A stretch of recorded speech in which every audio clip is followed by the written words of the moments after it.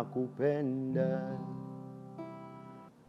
Another thing that we need to focus on whenever we are engaging in spiritual warfare, I'm just giving us tips to enable us become victorious in this area of spiritual warfare with prayer, is living a life that is diligently following the basic principles that are necessary to continuously build your Christian walk. Basic principles of having a quiet time, moments of prayer and fellowship with God, basic principles of fellowship, of worship, of evangelism, basic principles of doing ministry. This is supposed to be part and parcel of our lives. If we diligently subscribe to these principles, what happens is that it sustains our walk as a Christian. I'm looking at the book of Judges, chapter 16, the story of Samson. Samson is a very interesting character. He was born in a very interesting way and filled by the Spirit of God, the Spirit of might. But there were instructions that were given to him. The basic instructions that was given to him, which could allude to our basic instructions to enable us maintain a victorious walk as a Christian, is that he should not shave his hair. He should not shave his hair at all. He should be a Nazarite. Samson makes the first mistake. He goes and gets in love with the Philistine. The other basic principle that God had laid is that they are not supposed to intermingle with the strangers in the land, the Philistine strangers. So he breaks that principle.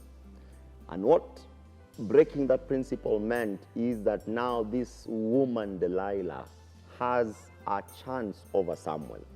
Delilah in our generation would symbolize, breaking into Philistines will symbolize our involvement with the worldly affairs, things that are able to take and compromise our relationship with God.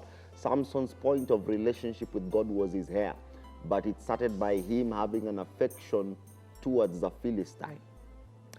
Then the Delilah woman comes to deceive Samuel, that he wants to know the secret of his strength, but the agenda is that she's on a mission.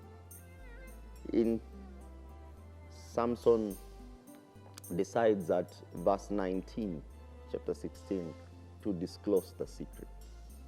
And what he did not know is immediately he discloses the secret. The Bible says Delilah made Samson vulnerable. And that's what happens when we negate the principles, the basic principles of Christianity, the things that make us thrive as Christians, the thing that makes us still connect with God. We become vulnerable. That's the word. And then this thing happened. When Samson woke up, Delilah shouted that the Philistines are upon you. In verse 20, Samson is trying to fight them like he fought them before, and he realizes he can't. And that's what I want to emphasize to us. When our Christian walk does not subscribe to the basic principles, what happens is that we are weakened slowly. Now, the basic principles are not necessarily that you're now sinning. Sinning is different. We handle it on a different video. This is just the things that are supposed to aid you to become a strong Christian. Reading the word, praying, worship, fasting. You know, the things that make a Christian thrive. When you don't do those, you become vulnerable. And we learned in another video that Satan is very strategic. The Philistines were very strategic. They came upon Samson when he was vulnerable. The enemy will come upon you when you are vulnerable. And that's when you will wake up at night, you want to do a vigil with vigor.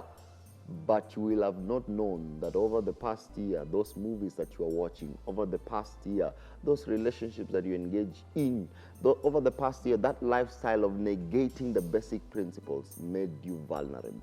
So however much you will want to fight, you will have already been weak because the enemy was carefully observing you to get an avenue to attack suddenly.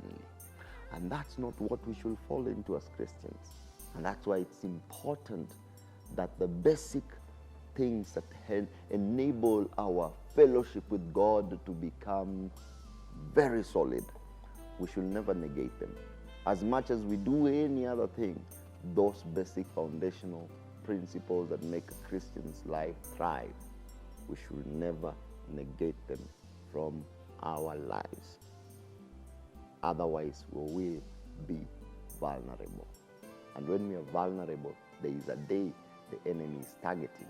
And when we will try to fast and pray, when we will try to do night vigils, when we will try to do all that we can, it will be very difficult to attack him back.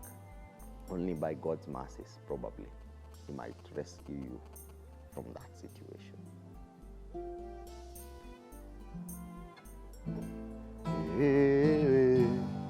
Na kuinua Mungu wangu leo, nani kama wewe, na kupenda.